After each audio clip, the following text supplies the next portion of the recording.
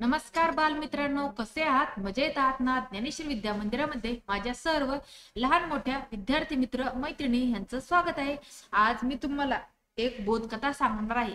पण बोधकथेचं नाव सांगण्या अगोदर तुम्ही जर आतापर्यंत आपल्या ज्ञानेश्वर विद्या मंदिराला सबस्क्राईब केलं नसेल तर लगेच सबस्क्राईब करून घ्या व सबस्क्राईब समोर जे नोटिफिकेशन आहे त्याला हिट करा, जेणेकरून चॅनल वरती अपलोड होणारे नवनवीन व्हिडिओज तुम्हाला पाहायला मिळतील. तर आजचा आपली बोधकथेचं नाव आहे ससा आणि सिंह. लक्ष देऊन ऐका बरं का. गोष्ट खूप खूप वर्षापूर्वीची गोष्ट आहे. एक भले मोठे जंगल होते. त्या जंगलात सर्व प्रकारचे प्राणी मोठ्या गुण्या गोविंदाने राहत होते. ते एकमेकांच्या मदतीला लगेच धावून जात. त्यांच्यात आपुलकीचे नाते इतके घट्ट झाले होते की प्रसंगी ते एकमेकांसाठी जीवही द्यायला तयार होत. जंगलामध्ये राजू नावाचा ससा होता. हा इतर सशांसारखा मित्र नव्हता. शिकारी असो की इतर कुठला क्रूर प्राणी असो, त्यांची सूचना हा पळतच जंगलभर देऊन यायचा आणि सर्वांना आधीच सावध करायचा. त्याला स्वतःचे असे कुटुंब नव्हते. त्याचे आई वडील एका शिकाऱ्याच्या तावडीत सापडले होते. राजू जंगलातील साऱ्यांनाच आपले मानायचा. कुणाचे काही काम असो तो आपल्या परीने त्यांची होईल तेवढी मदत करायचा. जंगलात कुठला नवा कार्यक्रम घ्यायचा असेल, कुणाच्या घरी लग्न असेल तर हा अशा कामांमध्ये सर्वात पुढे असायचा. जंगलात सगळे काही अगदी आलबेल सुरू होते.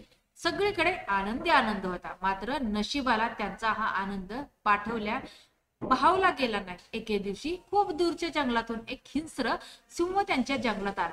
आल्याबरोबर त्याने आपल्या गर्जनेने संपूर्ण जंगल दणाणून टाकले. नंतर सिंहाने जंगलातील सर्वांची सभा बोलवली. या कार्यात त्याला धूर्त कोल्ह्याने मदत केली. कोल्हा हा समाजातील त्या लोकांचा प्रतिनिधी आहे जे फायदा पाहून गट बदलतात. कोल्हा प्रत्येक प्राण्याविषयी सिंहाचे कान भरत होता. सभा भरल्याबरोबर सिंहाने आपल्या अटी सांगितल्या. या अटींमध्ये सर्वात महत्वाची अट होती की सिंहाला त्याच्या गुहेमध्ये रोज एक शिकार आणून द्यावी, अन्यथा तो सगळ्यांनाच त्रास देईल. सिंहाशी दोन हात करण्याची हिंमत कुणातच नव्हती. त्यामुळे शेवटी सर्वांनी निमूटपणे अट मान्य केली. दुसऱ्या दिवशी सकाळी जंगलवासियांची सभा भरली. सिंहासाठी भोजन म्हणून कोण जाणार यावर चर्चा होऊ लागली. कुणी म्हणाले म्हातारे आज ना उद्या मरतीलच, तेव्हा अगोदर म्हाताऱ्यांना शिकार म्हणून पाठवूया. यावर काहींनी आक्षेप घेतला की आई वडिलांना असे आपण मृत्यूच्या दारात ढकलू शकत नाही. काही लोकांनी युक्ती काढली की आपण हे जंगल सोडून दुसरीकडे जाऊ, पण तेथेही सिंह येऊ शकत होता, तर पळून जाणे हा तर मार्ग नव्हताच. वेळ निघून जात होती. इकडे यांचा निर्णय लागत नव्हता. राजूला साऱ्यांचे काळवंडेले चेहरे बघवत नव्हते. शेवटी राजू सगळ्यांना उद्देशून म्हणाला की आजचा प्रश्न मी सोडवतो, उद्या काय करायचे ते तुम्ही ठरवा. राजू निर्णयावरही बऱ्याच जणांनी आपत्ती दर्शवली. तो सुद्धा त्यांना त्यांच्या लेकरांसारखाच प्रिय होता. आपल्याला जाऊ द्यायला कुणी तयार नसल्याचे पाहून राजूला फार आनंद झाला. त्याला वाटले की आपण धन्य झालो. त्याने कसे बसे सर्वांना समजावले. त्याच्या जाण्याने सर्वांना एक दिवसाचा अवधी विचार करायला मिळणार. सर्वांनी मोठ्या जड अंतकाराला निरोप दिला. एवढ्या गोड मुलाशी पुन्हा भेट होणार नाही याचे सर्वांनाच दुःख होते. वाटेने चालत असताना आपण आजचा प्रश्न तर सोडवलाय, पण उद्या या सारांचे काय होईल? उद्या कुणाचा नंबर लागेल याबाबत विचार राजूच्या डोक्यामध्ये नाचत होते. चालताना अचानक वाटेत त्याला एक विहीर दिसली आणि त्याच्या डोक्यात एक युक्ती आली. राजू लगेच सिंहाकडे गेलाच नाही. तो इकडे तिकडे खूप फिरला, खेळला आणि एकदम सायंकाळी सिंहाकडे गेला. सिंहाने इतका भयंकर उशीर करण्याची तेव्हा राजू त्याला म्हणाला की महाराज, मी इकडे येण्यासाठी खूप आनंद होतो, पण वाटेत एका दुसऱ्या सिंहाने मला अडवले. तो मला खाणारच होता, पण मी त्याला सांगितले की मी या जंगलाच्या राजाची शिकार आहे. तर त्यावर तो मोठ्यानं हसायला लागला. हा काय हसतो ते मला कळत नव्हतं.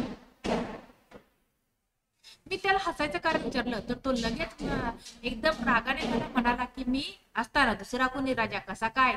या जंगलाचा राजा एकच मी. ज्याला वाटतं की आपण राजा आहोत त्याने आधी मला हरवावं आणि नंतर स्वतःला राजा म्हणून घ्यावं. सिंहाला खूप राग आला. तो राजूला म्हणाला की त्या सिंहाकडे घेऊन चल, आधी त्याला हरवलं आणि नंतरच राजा म्हणून तुला खाईल. राजू त्या सिंहाला विहिरीपाशी घेऊन त्याला लगेच विहिरीत उडी घेतली. आतमध्ये त्याला दुसरा कुठला सिंह दिसला नाही. आतमध्ये होते फक्त पाणी आणि दाट अंधार. काही दिवस त्या विहिरीत शेवटी सिंहाने प्राण गमावले. राजू मात्र त्याच्या कुटुंबामध्ये परत आला. सर्वांनी त्याच्या शास्त्रीयांनी खूप कौतुक केले. तात्पर्य, मंडळी, समस्या संकटे जीवनाचा भागच आहे. त्याच्या पडण्यामध्ये नाही, पण तुम्ही जेव्हा खूपच शक्तिशाली असतो तेव्हा शक्तीने नव्हे तर युक्तीने त्याचा सामना करायला हवा. कारण नेहमी शक्तीपेक्षा युक्ती श्रेष्ठच असते.